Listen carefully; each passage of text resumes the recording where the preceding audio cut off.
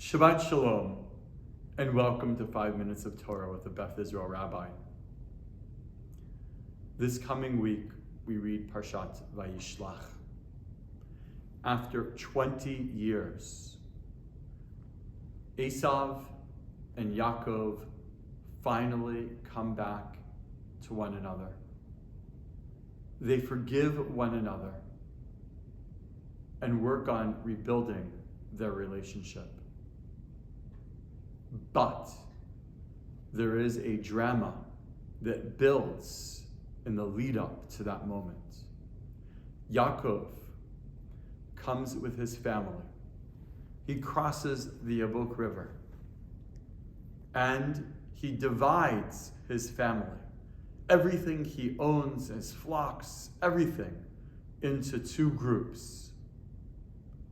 The Torah tells us that he does this out of fear. And it's not clear exactly what we're talking about when we say fear. Based on that, Rashi says that Yaakov is fearful that Esav, after 20 years, may try to kill him and succeed.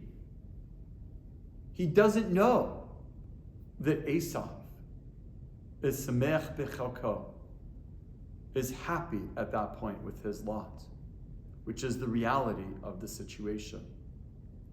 But Rashi also tells us that Yaakov is afraid not just that he might be killed, but Yaakov is afraid that he may have to kill as well. Unfortunately, this is the reality of war. That not only in wars do we run the risk of being killed, we also run the risk of killing or injuring others.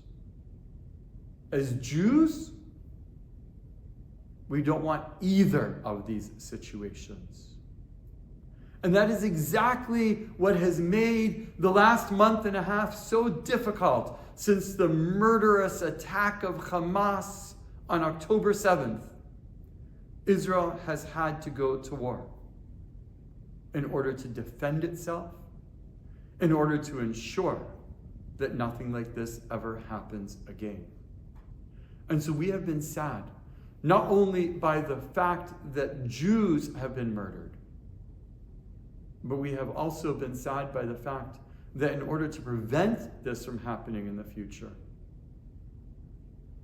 Jews and the Israeli army have had to kill others.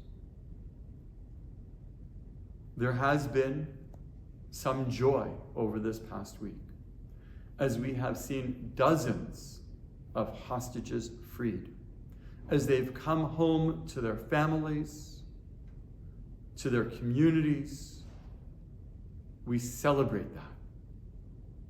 But we are still in pain.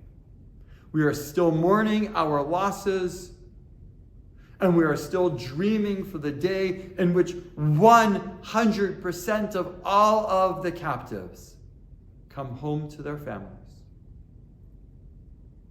Remember, the unique aspect of Rashi is that Rashi brings in midrash.